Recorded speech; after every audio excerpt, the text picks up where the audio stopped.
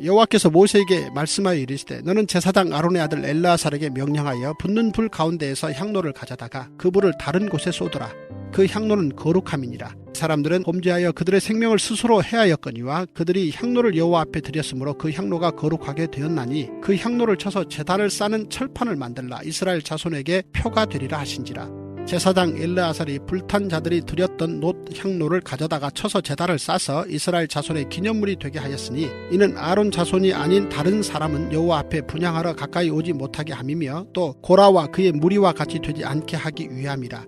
여호와께서 모세를 시켜 그에게 명령하신 대로 하였더라. 이튿날 이스라엘 자손의 온 회중이 모세와 아론을 원망하여 이르되 너희가 여호와의 백성을 죽였도다 하고 회중이 모여 모세와 아론을 칠 때 회막을 바라본즉 구름이 회막을 덮었고 여호와의 영광이 나타났더라. 모세와 아론이 회막 앞에 이르매 여호와께서 모세에게 말씀하여 이르시되 너희는 이 회중에게서 떠나라. 내가 순식간에 그들을 멸하려 하노라 하시매 그 두 사람이 엎드리니라. 이에 모세가 아론에게 이르되 너는 향로를 가져다가 제단에 불을 그것에 담고 그 위에 향을 피워가지고 급히 회중에게로 가서 그들을 위하여 속죄하라. 여호와께서 진노하셨으므로 연병이 시작되었음이니라. 아론이 모세의 명령을 따라 향로를 가지고 회중에게로 달려간즉 백성 중에 연병이 시작되었는지라. 이에 백성을 위하여 속죄하고 죽은 자와 산자 사이에 섰을 때 연병이 그치니라.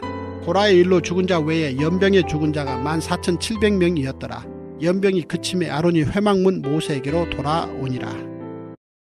네, 성경에 나오는 이 심판의 기록 중에 오늘 본문에 기록된 고라당의 반란 사건이 제가 볼 때는 가장 처참한 심판 중에 하나입니다. 이게 얼마나 하나님께서 이 진노하셨던 이 반란이었는지 성경에 이런 기록이 없습니다. 하나님이 이 땅에 입을 벌려서 땅이 갈라지게 하시고 그 반란의 수괴들을 전부 그 땅 속으로 몰아넣어서 하나님께서 그들을 생매장을 시키십니다. 그런데 이 본문에서 참 신기한 게 뭐냐면 가장 처참한 실패의 자리에도 하나님이 심으신 소망이 있더라는 겁니다.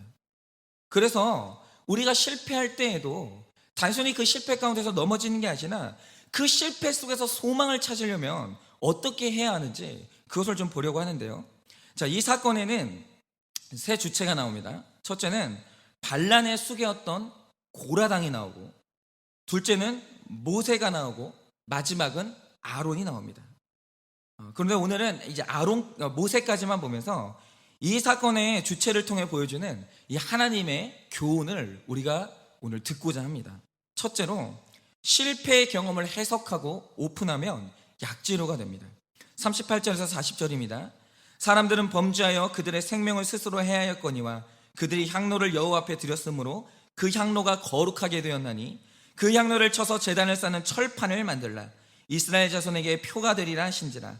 제사장 엘르아살이 불탄 자들이 드렸던 놋 향로를 가져다가 쳐서 제단을 싸서 이스라엘 자손의 기념물이 되게 하였으니 이는 아론 자손이 아닌 다른 사람은 여호와 앞에 분향하러 가까이 오지 못하게 함이며 또 고라와 그의 무리와 같이 되지 않게 하기 위함이었더라. 여호와께서 모세를 시켜 그에게 명령하신 대로 하였더라. 아멘. 오늘 말씀에 기록된 이 모세를 향한 이 고라당의 반란은 갑자기 일어난 사건이 아니었습니다. 언제나 모든 사건이 일어나기 전에는 전조 현상이 있어요. 그런데 놀랍게도 백성들이 다들 들고 일어나가지고 모세를 향해서 나는 너를 지도자로 인정하지 못하겠다고 반란을 일으켰는데, 이 반란의 불씨를 가장 먼저 키운 사람들이 누군지 아십니까? 그게 누구냐면 모세의 형과 친누나예요. 모세의 형과 친누나. 그러니까 아론과 미리암이 가장 먼저 이 반란의 불씨를 키운 거예요. 그러니까 이런 거죠. 형제들이 더 인정을 못하는 거예요. 형제들이 모세를 더 인정하지 못하면서 이제 불평을 해대기 시작하니까 친혈육으로부터 시작된 이 불평이 르우벤 지파에게 옮겨 붙었고, 이것은 다시 250명의 각 지파의 대표로 옮겨 붙었고, 결국에는 대표들이 불평을 가지게 되니까 이스라엘 전체 백성들에게 이 불평이 퍼지는 이스라엘 전체가 타락하고 실패한 사건이 오늘 고라당의 반란 사건입니다. 그런데 여러분, 중요한 게 이거죠. 우리 삶 가운데도 수치스러운 일이 있죠. 우리 삶 가운데 수치스러운 사건들이 있고, 그런데 이런 수치스러운 사건이 일어났을 때 보통 그 집들에서 그 개인이 하는 행동이 뭡니까? 빨리 잊고 싶어요. 그리고 그 수치스러운 집안의 사건을 덮어버립니다. 그리고 가족들 중 그 누구도 다시는 이 일을 입 밖에 내게 하지 못하게 해요. 그러니까 부모님이 이 사건을 다 모아놓고 해석하는 것이 아니라 그 자녀들을 단속하는 거예요. 너 어디 가서 말하지 마라. 너 어디 가서 티내지 마라. 너 부모 얼굴에 먹칠하면 가만 안 있는다. 조심해라. 이러면서 덮어버리는 거예요. 이게 바로 수치스러운 사건을 대하는 우리 모두의 방식이에요. 그런데 여러분, 이스라엘 백성 중에 수치스러운 사건이 일어났습니다. 그러면 이 사건을 마무리하면서 하나님이 수치에 대해서 내리시는 명령이 뭡니까? 이렇게 명령을 하십니다. 자, 반란 세력들이 너희만 하나님께 향을 드리냐. 이 향이라는 게 제사를 드릴 때 하나님께 드리는 향이거든요. 모세 너만 향을 드리냐. 그게 아니라 우리도 하나님께 향을 드릴 수 있다라고 하면서 그 반란의 표시로 제사장이 아닌 백성들이 향을 들고 나타나요. 그러다가 이제 하나님께 징벌을 받은 거거든요. 그러면 하나님께서 내리시는 명령이 뭐냐면 반란의 세력들이 가지고 왔던 250개의 그 향로 있죠. 그걸 다 모으라고 하세요. 그래서 그거를 망치로 편 다음 제사를 드리는 제단 겉을 그걸로 싸라는 거예요. 즉 반란의 상징인 놋 향로가 제단에 가장 잘 보이는 외벽에 포장이 되는 거예요. 그러면 이거 뭘 위해서 이렇게 하라는 겁니까? 이거 뭐냐면 수치스러운 반란의 사건을, 우리 민족이 반란을 일으켰었다는 이 사실을 후손 대대로 볼 수 있도록 기념하겠다는 거예요. 여러분, 이 사건 이후로도 이스라엘의 어른들은 자녀들을 데리고 제사를 드리러 이 제단에 오게 됩니다. 그러면 제단에 내 죄의 상징인 짐승을 잡아 올리고 이제 불에 태우는 거죠. 그런데 짐승이 탈 때 반드시 어른들은 다음 세대에게 이 교육을 하라는 거예요. 저 제단이 뭔 줄 아냐? 저 제단이 뭐냐면 우리 어른들이 질서에 순종하지 못하고 반란을 일으켰다가 제단 위에서 타고 있는 저 짐승처럼 여호와의 불에 태워지는 심판을 당했던 역사가 있었다. 그리고 저 제단이 그때 반란의 세력이 들고 왔던 노창로로 만든 그 제단이라고. 너희는 절대로 우리 같은 실수하면 안 된다고. 너희는 절대로 하나님이 세우신 질서를 무너뜨리면 안 된다고. 이렇게 자신의 수치를 한두 번도 아니고요, 제사를 드리러 올 때마다 수치를 기념하라는 거예요. 생일 기념하라는 게 아니고요, 결혼 기념일 기념하라는 게 아니고요, 너의 수치를 기념하라는 거예요. 그러니까 이 제사를 드리러 올 때마다 덮고 싶은 수치의 사건을 자녀들 앞에서 계속 오픈하고 회개하게 만드는 거예요. 여러분, 이거는요, 제사 제도가 유지되는 한 끝없이 반복되는데, 이거는 오늘날 우리가 예배를 드릴 때 회개의 기도가 있어야 되는 이유가 바로 이거예요. 그런데 너무너무 감사한 사실은 뭐냐면 이런 수치스러운 사건이 일어났죠. 그런데 이스라엘 백성들이 너의 수치를 다음 세대에게 오픈해라 라는 이 명령에 순종했어요. 그런데 이 수치스러운 적용을 죽도록 순종하니까 어떤 일이 일어났습니까? 1세대는 광야에서 죽었어요. 근데 중요한 건 이거죠. 우리에게 중요한 건, 그럼 2세대는요? 여러분, 나는 실패했어요. 근데 중요한 건 뭐냐면 그럼 다음 세대는요? 그런데 정말 감사한 게 뭐냐면 출애굽 2세대, 즉 자녀 세대부터는 질서를 뒤집어 엎는 그 범죄가 반복되지 않아요. 그리고 그 질서를 지키다가 끝내는 약속의 땅을 밟게 됩니다. 여러분, 이게 뭘 의미합니까? 비록 조상들은 죄를 짓고 실패했어요. 나는 그럴 수 있어요. 그런데 나의 실패를 후손들 앞에서 반복해서 드러내라는 수치스러운 명령에 순종을 하니 조상의 실패가 오히려 역전이 돼가지고 자녀들의 구원과 거룩의 밑거름이 돼서 결국엔 자녀들이 성공했어요. 전혀 다른 인생을 살게 됐어요. 그래서 저는 기성세대가 다음 세대에게 해줄 수 있는 가장 큰 사랑과 가장 큰 유산이 뭐냐면 말씀으로 해석된 자기 죄를 자녀 앞에서 해석하고 말해주는 거예요. 그런 다음 세대는 반드시 다른 인생을 살게 돼요. 나랑 똑같은 죄를 짓지 않게 된다는 거예요. 제가 예전에 한 소그룹 모임에 제가 이제 탐방을 간 적이 있었는데, 그곳에서 정말 어려운 상황 가운데서 버티고 계시는 한 남자 성도님을 만난 적이 있어요. 제가 이제 자세히 말씀드릴 수는 없지만, 이분이 이제 이 남편분이, 이 아내분이 좀 정신적으로 많이 아파요. 그래서 이 아내하고 사이가 멀어져서 반복적으로 집을 나가고 있는 상황이었고, 아내분이. 근데 또 자녀도 아파요. 그러니까 엄마가 아프고 부부 사이가 해결이 안 되니까 자녀도 정신적으로 아픈 거예요. 거기다가 이 집이 빚을 너무 많이 져가지고 남편분이 투잡을 뛰어가면서 빚 갚고 생계를 혼자 이어가는 상황이었어요. 그런데 이 집사님이 그 모임을 와가지고 그걸 다 나눔을 하는 거예요. 그런데 나눔 중에 제가 탐방을 간 날 이제 목사가 왔으니까 뭐 1년에 한 번 방문을 하거든요. 목사가 왔으니까 이런 말씀을 하시는 거예요. 제가 이 상황에서 제일 힘든 게 뭔 줄 아냐고. 아내가 집 나가는 것도 힘든 게 아니고, 뭐 자녀가 아픈 것도 힘든 게 아니고, 밤낮으로 죽도록 일하는 게 힘든 게 아니고, 내가 진짜 힘든 게 뭐냐면 365일 똑같은 나눔을 반복해서 하고 있다는 게 너무 힘들다는 거예요. 나도 좀 하나 정도는 해결이 돼서, 나도 좀 상황이 나아져서 다른 주제로 이야기를 하고 싶은데, 올 때마다 나는 변하지 않는 내 죄의 문제를 똑같이 반복해서 말하고 있으니까 말하는 나도 지겹고, 맨날 똑같은 얘기 들어주는 소그룹 식구들한테도 미안하다고 그러시는 거예요. 그러면서 하시는 말씀이 뭐냐면, 나도 좀 이제 이혼해가지고 이 짐을 벗고 홀가분하게 살고 싶다. 나도 이제 이 삶을 좀 청산하고 싶다고 그렇게 말씀을 하시면서 우시는 거예요.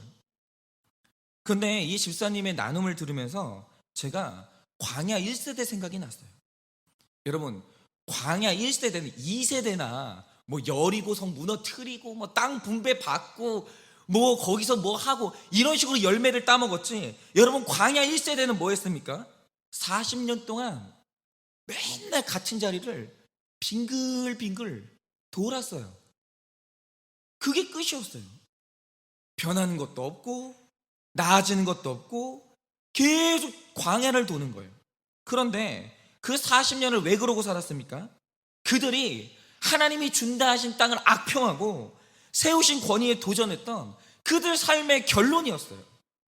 그런데 여러분, 1세대가 실패했는데 그 실패의 자리에서 빛나는 업적을 하나 남긴 게 있어요. 그게 뭐냐면, 우리 세대가 왜 이렇게 됐는지, 내가 왜 이렇게 살게 됐는지 다음 세대에게 자신의 죄를 숨기지 않고 다 오픈했어요. 그렇게 하라는 하나님의 명령에 순종했어요. 그러자 광야 2세대는 광야의 방황을 끝냈어요. 끝내고 그들은 약속의 땅을 들어갔어요. 여러분, 저는 광야 2세대가 1세대보다 잘나서 가나안 땅에 들어왔다고 생각하지 않습니다. 여러분, 2세대가 열매를 따먹고 가나안 땅에 들어가서 그 땅의 풍성한 결실을 얻을 수 있었던 이유는 뭐냐면, 부모의 회개가 있었기 때문이에요. 부모님이 수치를 무릅쓰고 자기의 죄를 오픈하니까 그 교훈이 디딤돌이 돼서 2세대는 가나안 땅에 진입하는 영광을 얻게 된 거예요. 여러분들 다들 증비록이 뭔지 아시죠? 이게 임진왜란 당시에 정승을 지내셨던 유성룡 선생님이 전란이 끝난 뒤에 쓰신 책인데, 저는 유학의 대가인 유성룡 선생이 이런 책을 썼다는 게 너무 신기해요. 여러분, 유학이 뭡니까? 선비정신이에요. 선비정신은 뭐냐면, 비가 와도 여러분 뛰지 않는 게 선비정신이에요. 아무리 배가 고파도 수염에 음식물이 묻지 않도록 채통을 지켜가면서 음식을 먹는 게 선비정신이에요. 그렇죠? 그런데 여러분, 이 선비정신이 투철한 유성룡 선생님이 쓰신 책이 뭔지 아십니까? 징비록, 즉 스스로를 징계해서 후환을 없앤다는 목적으로 책을 남기셨어요. 그런데 이 책의 내용이 뭐냐? 임진왜란이 일어났는데, 임진왜란이 일어날 당시에 우리가 왜 일본에게 짓밟혀야 했는지, 우리 스스로의 실책을 철저하게 따지면서 후세대는 이런 실수를 반복하지 않도록 쓴 책이 징비록이에요. 여러분 이게 지금 국보예요, 국보. 그런데 여러분 이 책을 딱 펼치잖아요. 펼치자마자 내용이 뭔지 아세요? 뭐 이수진 장군이 뭐 13척입니까? 14척입니까? 집사님 몇 척이죠? 12척. 12척 가지고 뭐 기적적인 승리를 이뤄냈다. 여러분 이런 내용 있을 것 같습니까? 징비록에 없습니다. 징비록을 펼치면 전부 내용이 뭐냐?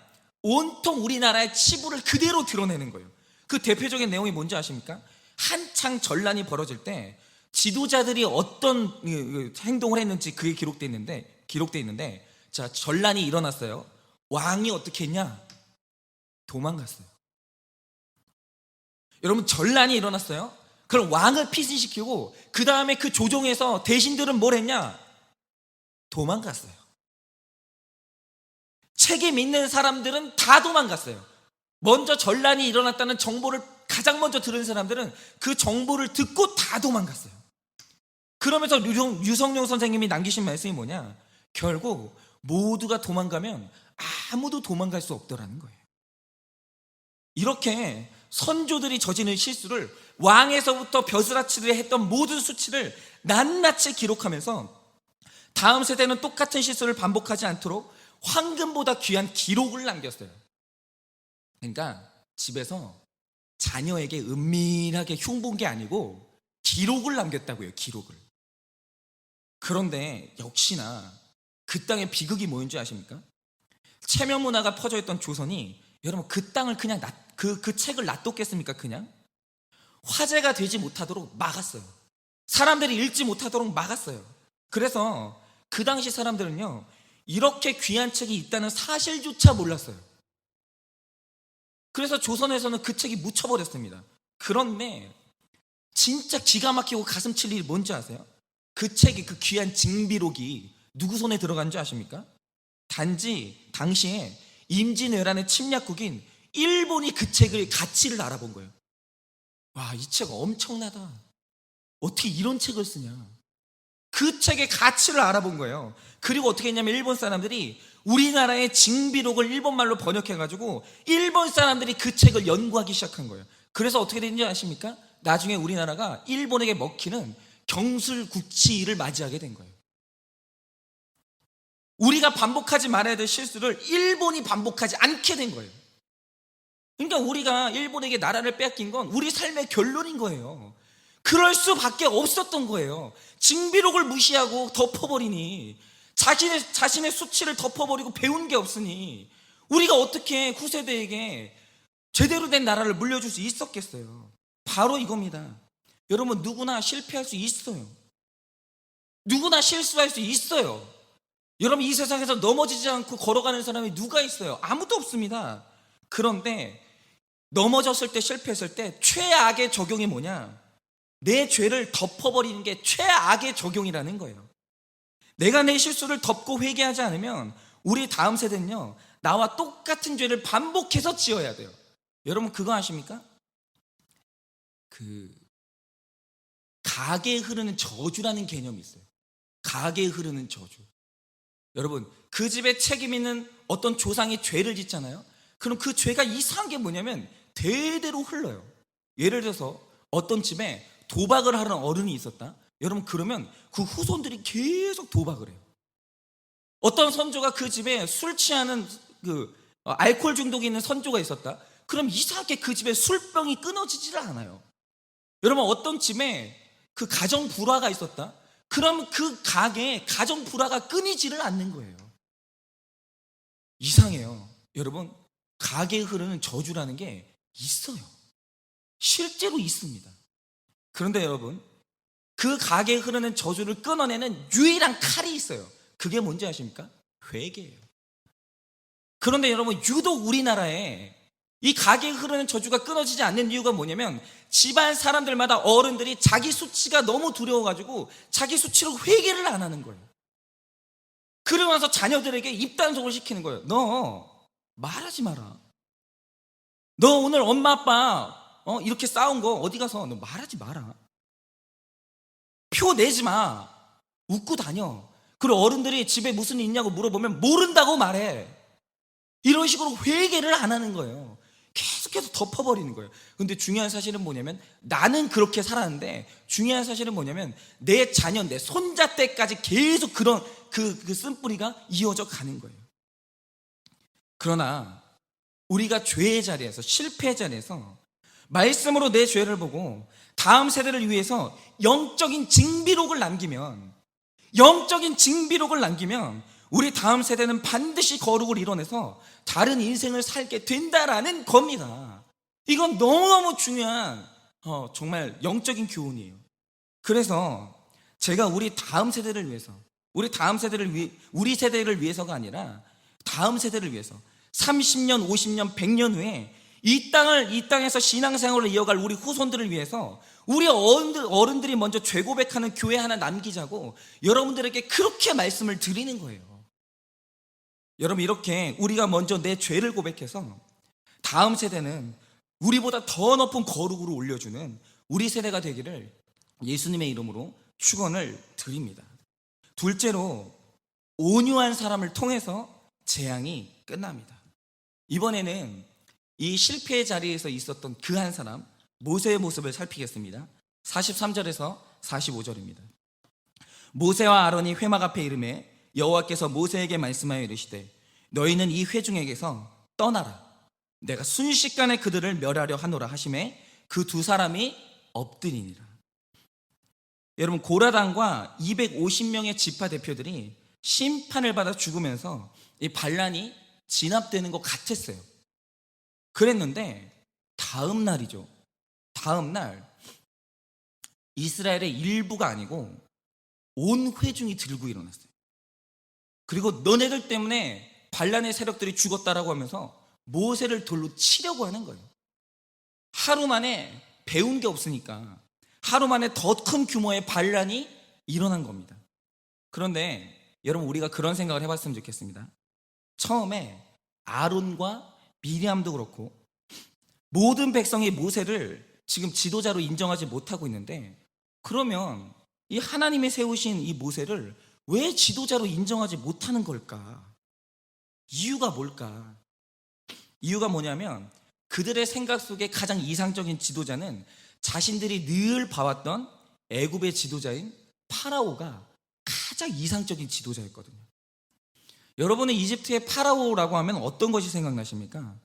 일단 이 이스라엘 백성들에게 파라오는 이 태양신 라의 아들로 여겨지는 사람 이상의 존재, 그러니까 사람한테 빛이 나요. 그러니까 내가 태양신의 아들이다 라고 해야 되니까 언제나 파라오들이 했던 게 뭐냐면 황금가루 있죠. 황금가루를 빻아요. 가루로 빻아서 이제 그 가루를 빻은 다음에 반짝반짝 빛나는 황금가루를 얼굴에다 화장을 해요. 그리고 몸에 걸치는 모든 것을 다 황금으로 치장을 해요. 내가 빛날 수 있도록. 그러니까 그렇게 빛나는 존재가 누구냐? 파라오예요. 그러니까 파라오라는 존재는 단점이나 추함이 사라진 완벽하고 아름다운 존재로 자기를 연출하는 게 파라오였단 말이죠. 그래서 파라오는요, 자기 죄 고백이 없어요. 자기 수치가 없어요. 그러니까 파라오는 완전 무결한 존재예요. 이렇게 단점이라고는 없는 카리스마 있는 존재, 그게 이스라엘 백성들이 생각하는 이상적인 지도자거든요. 그런데 파라오와 비교해서 모세는요, 지도자라고 하기에는 너무 찌질한 거예요. 아니, 모세한테 황금이 어디 있어요? 여러분, 그 파라오가 맨날 들고 다녔던 지팡이가 뭔지 아시죠? 황금 지팡이거든요. 근데 모세가 들고 다녔던 지팡이가 뭐예요? 그냥 길거리에서 나뭇잎 하나 꺾어다가 그냥 양치는 데 사용했던 지팡이에요. 가난한 사람들 들고 다니는 그 지팡이. 맨날 입만 열면 자기 죄 고백하는 거예요. 나는 이런 부족함이 있고 저런 부족함이 있고. 모세가 말하는 게 뭐예요? 저는 혀가 굳은 사람이라 말을 못한다고. 맨날 이런 말이나 하는 거예요. 거기다가 기본적인 조직도 못 짜니까 누군가 도와줘야 되고, 말을 너무 못하니까 연설도 아론이 대신 해줘야 되고, 왕궁을 나온 이후로는 목동으로 살았기 때문에 외모가 너무 촌스러운 거예요. 머리에 빗질도 안 하고 다니는 거예요. 그러니까 새롭게 세워진 자기들의 지도자들이 자기들이 늘 보던 파라오랑 너무 다른 거예요. 너무. 그래서 사실 모세가 비방을 받았던 이유가 뭐냐면 촌스러운 외모 때문에. 그러니까 하나님이 진짜 안 기뻐하신 것 중에 하나가 뭐냐면 외모로 사람 차별하는 거 하나님이 정말 안 좋아하시는 거예요. 그러니까 너무 외모가 촌스러워서 백성들이 인정을 못 하겠는 거예요. 정말 이 모세가 백성들에게 비방을 받았는데 비방을 받을 때 나오는 모세의 반응을 보면서 반복되는 모세의 반응이 있어요. 그게 뭐냐? 방금 읽으신 말씀에서 모세는 백성에게 또 원망과 함께 목숨의 위협을 받아요. 그런데 그때 하나님이 나타나셔서 하시는 게 뭐냐면 모세 편을 드시는 거예요. 그러면서 모세한테 이렇게 말씀하십니다. 이들이 내가 세운 너를 인정하지 아니하고 내가 세운 너를 멸시하니 그러면 나는 이들을 멸하겠다. 그리고 네가 끌고 가기 더 쉬운 양떼들로 내가 너를 붙여주겠다 라고 하면서 이들을 멸하겠다라고 말씀을 하세요. 그런데 45절에 이 말씀을 들은 모세가 뭐라고 합니까? 그가 엎드렸다고 기록하고 있습니다. 그런데 여러분, 모세가 엎드렸다라고 하면 엎드려서 뭐 했겠습니까? 모세가 자신을 비방하는 백성의 멸망을 막기 위해서 하나님께 중보기도에 들어간 거예요. 그런데 이 민수기 12장을 보면 이 행동을 똑같이 하는 모세 행동이 또 나와 있어요. 여러분, 모세가 어느 날 외로워서 그랬는지 이 구스 여자라는 첩을 취합니다. 그런데 아론과 미리암이 모세의 지도자 위치에 이의를 제기하면서 어떻게 지도자가 또 첩을 취하냐고 이렇게 또 비방을 하기 시작한 거예요. 그러자 하나님이 개입하시고 이들에게 여러 말씀을 하시는데 아론과 미리암이 모세를 이렇게 비방하기 시작하는데 이 와중에 모세가 입을 열지 않아요. 그러니까 사람들이 자기를 막 욕하고 있는데 자기도 입을 열어가지고 같이 말싸움을 하지 않는 거예요. 한마디도 안 해요. 그러다가 12장에서 처음으로 모세가 입을 여는데 언제 입을 여냐? 미리암이 모세를 비방하다가 하나님께 나병을 얻어요. 그러자 12장 13절에 비로소 모세가 입을 여는데 입을 열어가지고 한 말이 뭐냐? 제가 어릴 적에 이런 대목에서 어떤 부흥 강사님들이 했던 멘트가 있어요. 그게 뭐냐면 보라고, 주의 종 건드리는 사람 치고 내가 잘 되는 사람 못 봤다고. 주의 종이 하는 일에 강짜 놓지 말고 주의 종 잘 섬기라고. 주의 종 섬기면 복 받는다고. 이런 멘트를 종종 하셨는데 여러분, 이거는요 성경적인 발언이 아니에요. 물론 성도와 목회자가 잘 지내는 거 중요하죠.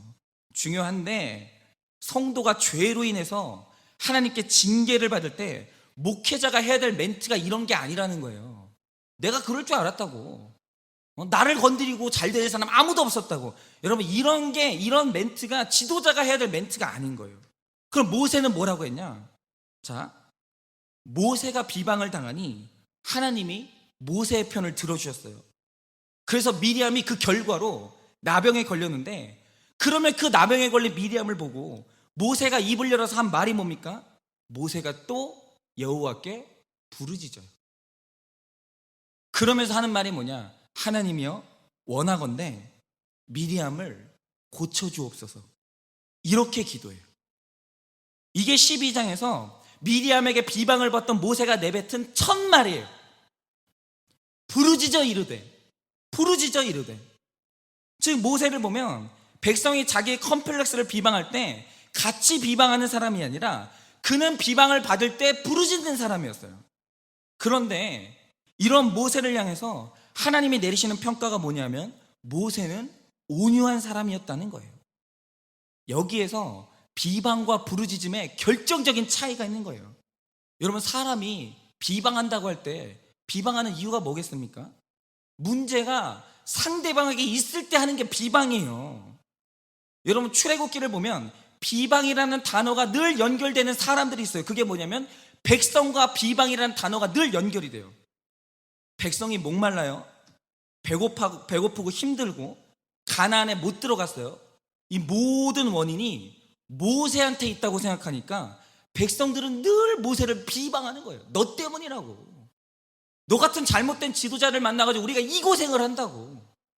늘 모세 때문이라고 하니까 비방이 일어나는 거예요.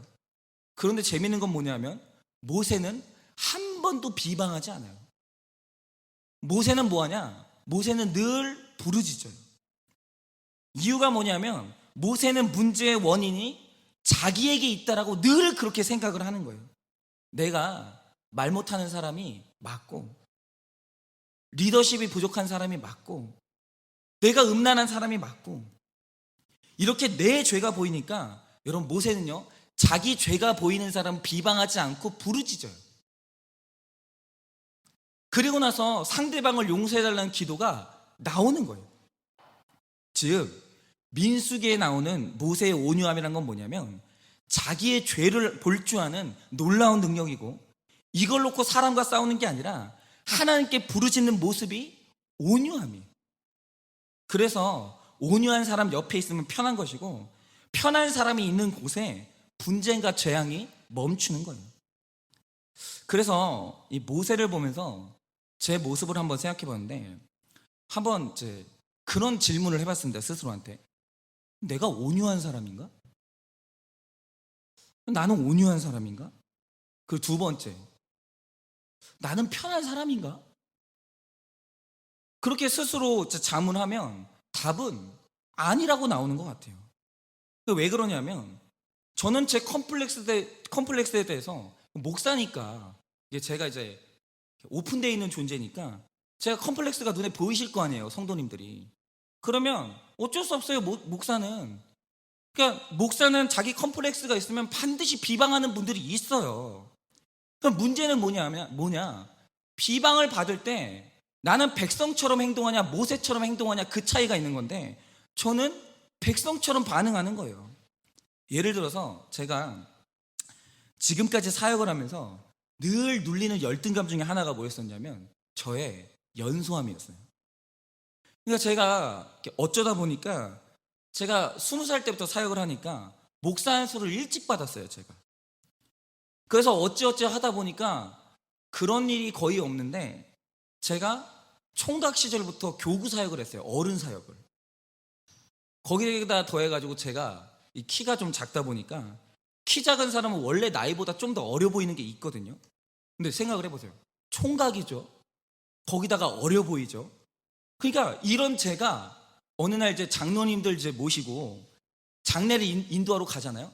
그러면 그 장례 상주들이 언제나 목사님 오셨다고 인사하는 게 뭐냐면, 누구냐면 장로님들. 그러니까 장로님이 목사님이라고 생각하는 거예요. 설마 이렇게 머리가 검은 얘가 목사일 거라고 아무도 생각을 못 하는 거예요.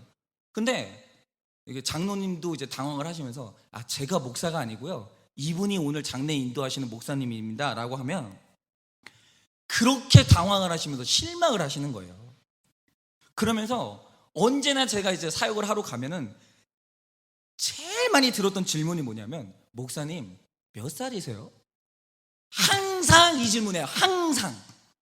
그 다음에 많이 듣는 말이 뭔지 아세요? 제가 이제 나이를 말하면, 아유, 우리 아들하고 동갑이시네. 항상 이 말씀 하시는 거예요. 그러니까 뭐냐면 연륜이 좀 있고 무게가 있어야 상담을 내가 해도 편안해질 텐데, 제가 그렇진 않으니까 저를 만나시는 분들 중에 힘든 분들이 있는 거예요. 내가 아무리 교회를 다녀도 내 아들뻘한테 내가 설교를 들어야 되나? 내가 저렇게 어린애한테 내가 이런 얘기를 들어야 되나? 이게 힘드신 분들이 있어요. 이해를 하죠. 당연히 이해를 하죠. 그래서 제가 한 번은 신방을 갔을 때, 제가 너무 어리니까 거기 계신 분이 당황을 했는지 자기도 모르게 탁 이 말씀이 나오시는 거예요. 아유, 영계가 왔네. 진짜로 제 앞에서 저보고 영계가 왔다라고 말씀하시는 거예요. 제 면전에서 이렇게 말씀하시는 분들이 있으시더라고요. 그러니까 사실 오늘도 이렇게 저보다 연배가 있으신 분들이 저를 이제 목사로 인정해 주시고, 그 다음에 이렇게 설교를 귀담아 들어주시는 건 사실은 그분들의 신앙이고 그분들의 인격인 거죠. 제가 그 인격에 늘 고개 숙이고 존경을 하는데, 그러면 여기서 그분들이 그렇게 이제 저의 연소함에 대해서 당황하고 때로는 이제 불편하게 여기실 때, 이 문제를 제가 인정하고 이 문제를 하나님 앞에서 풀었으면 참 편안한 사람이고 온유한 사람이죠. 그렇죠. 그냥 그렇게 말하면 되잖아요. 제가 어쩌다 보니까 이렇게 됐다고, 죄송하다고, 제가 빨리 늙겠다고, 뭐 이런 식으로 하면 되잖아요. 그죠? 그런데 저는 제 컴플렉스에 대해서 그런 말을 들으면 그게 자꾸 있잖아요. 공격으로 느껴지는 거예요. 비방으로 느껴지는 거예요. 나를 무시하는 것처럼 느껴지고. 그러니까 제가 편하게 반응하지 못하는 거예요. 그러니까 괜히 있잖아요. 막 그 얼굴을 엄숙한 척하면서 웃지도 않고 말투도 있잖아요. 어떻게 하면 좀 더 있잖아요. 종교인처럼 보일까? 그러면서 할렐루야 뭐 이런 식으로 말하게 되고 제가 편하지 못한 거예요.